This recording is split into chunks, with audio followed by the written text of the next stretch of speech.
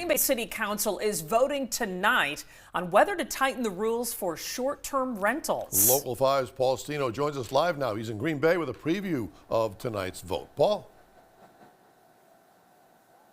Yeah, Tom and Stacy, and short-term rentals have certainly been a hot-button issue here in Green Bay over the last few months. When it's been on the agenda, we're talking a packed house here at the Green Bay City Council chambers here that I'm in right now, and we're expecting the same thing to happen here tonight at the meeting that starts at 6 o'clock. Now, there's two things in regards to short-term rentals that may be voted on here tonight. First, a resolution asking the state to give local municipalities more control over how they can regulate short-term rentals. Second, alders will discuss and potentially vote on an ordinance to change how the city can go about regulating short-term rentals under the current rules. This includes doing a better job of informing neighbors when there's a short-term rental in their neighborhood, addressing parking on the street when guests stay there, and a three-strike policy for noise violations or other disruptive behavior at the short-term rental.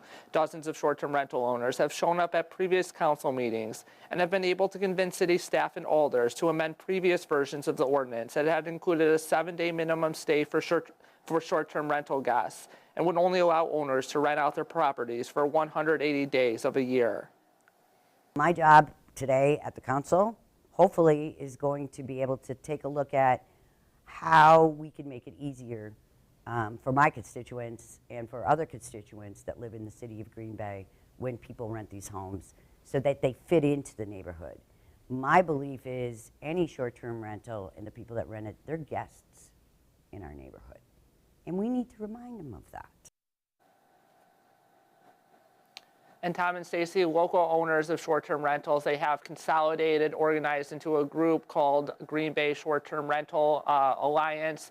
A representative from the group told me that they're much more comfortable with how the ordinance looks like tonight than it did over the last few weeks, and that they do appreciate the city for working on them to implement some changes. Live from Green Bay, Paul Stino, Local 5 News.